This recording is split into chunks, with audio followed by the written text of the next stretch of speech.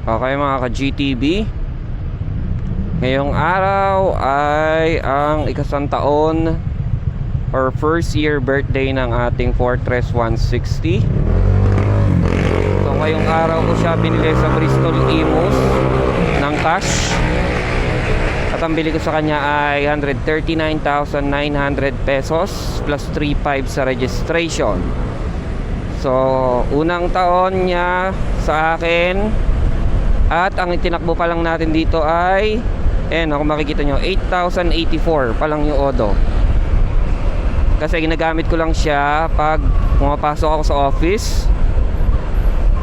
Tsaka hybrid naman yung setup ko sa trabaho. So may araw na nasa bahay lang ako, may araw din na nagpupunta ako sa opisina sa may Taguig.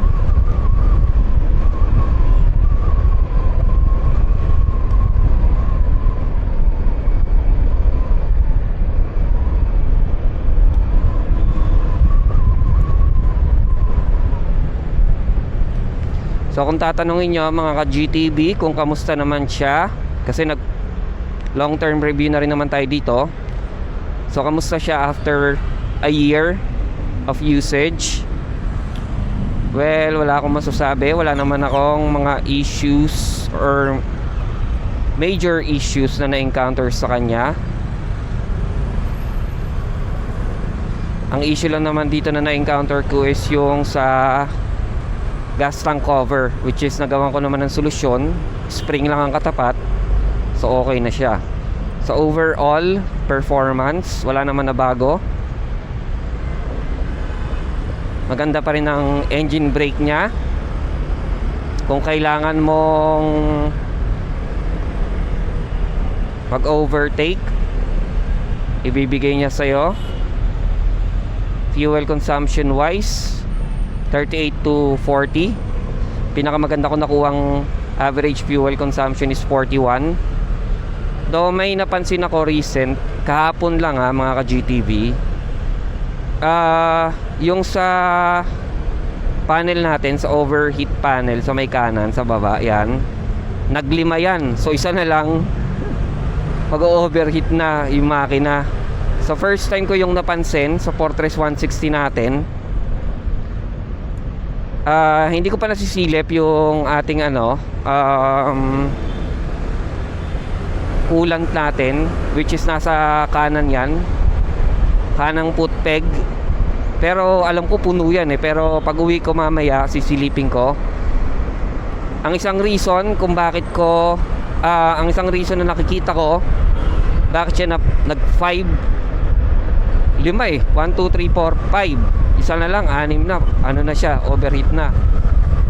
Isang nakikita ko dito yung simula na nagpalit ako ng langis.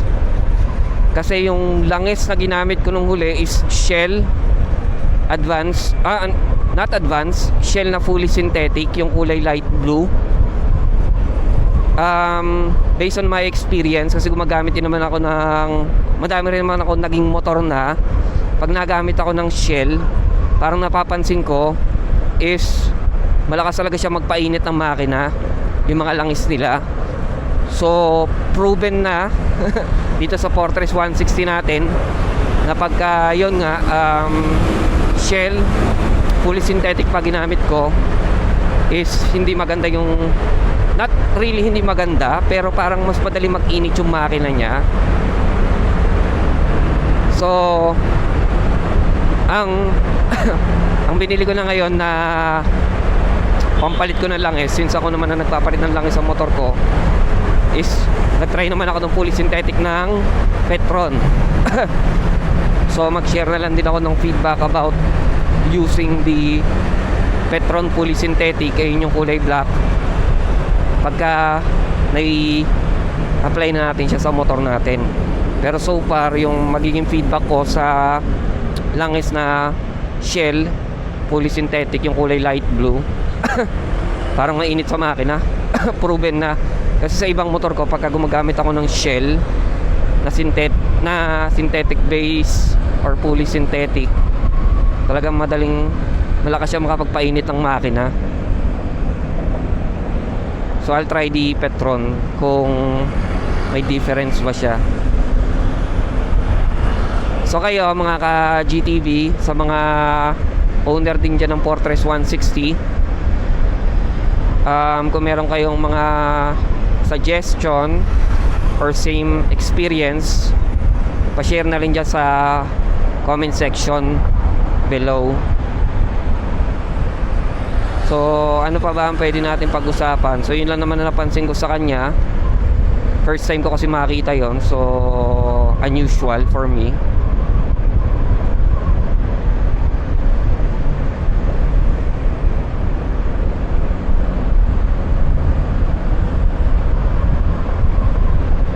Kasi medyo mahaba rin kasi ang biyahe ko eh.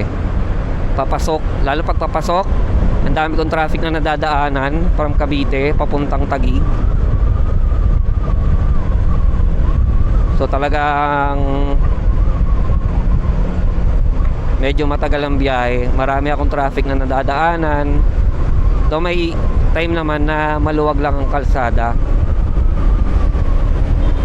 Pero pag pauwi naman, medyo maluwag naman na ang kalsada kasi karamihan ng mga napasok paluwas ng Maynila. Pag pauwi ng Cavite, kakaunti na lang. Or not really kakaunti, mas marami yung lumuluwas ng pa-Maynila pag umaga.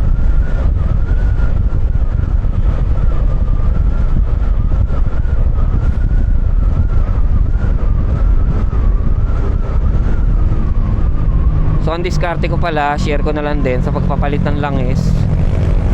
So for the gear oil, every other change oil ako nagpapalit. Tapos ang mga kinakarga ko lang sa motor ko na langis is, kung hindi synthetic base, fully synthetic.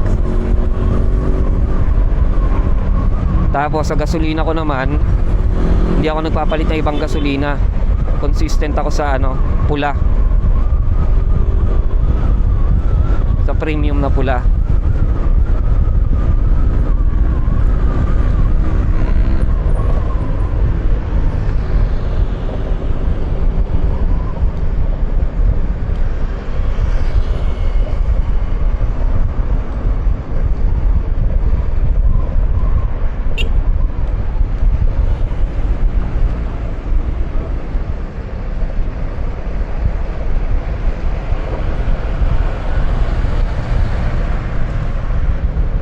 So enjoy na lang muna natin yung ride pa uwi. So nasa EDSA tayo ngayon, approaching Taft. Malay nyo, meron tayong ma-videoan na magandang footage while pa uwi. So isip na lang din ako ng pwede pang i-discuss sa inyo while nagmamaneho tayo pa uwi. Okay?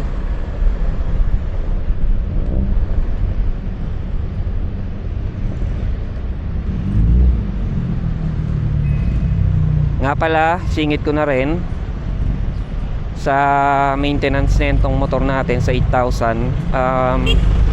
Wala pa naman ako napapalitan. Nakapagpa CVT cleaning ako pero looks good pa naman lahat. Bola, clutch spring, center spring, clutch bell. So okay pa siya lahat, pati yung belt. Kasi 8,000 pa lang naman ang tinatakbo natin. Pero no worries kasi karamihan ng mga parts ng panggilid natin ay kapareho lang ni Honda. Kaya sa ngayon, pati nga yung gulong ko na pinalit dito, since aftermarket tayo, Maxxis tsaka Beast tire, makakapal pa. Kasi hindi naman ako maano sa ma-brake ba. Tsaka pag throttle habit ko, hindi naman ako yung babat sa gas. Bigay ng gas, bitaw, bigay ng gas, bitaw. Para din sa fuel consumption yon.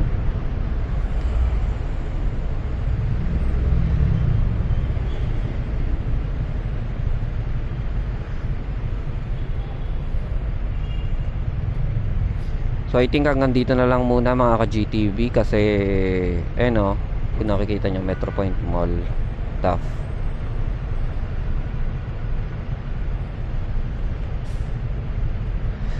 Bali traffic na dito. So i-stop na lang muna natin yung video. So kung nagustuhan nyo tong video natin ngayong Friday, palike na lang din. At kung di pa kayo nakasubscribe, pasubscribe na din sa ating channel kasi mag-upload ako ng mga video para sa ating Fortress 160. And as always, ride safe and peace out.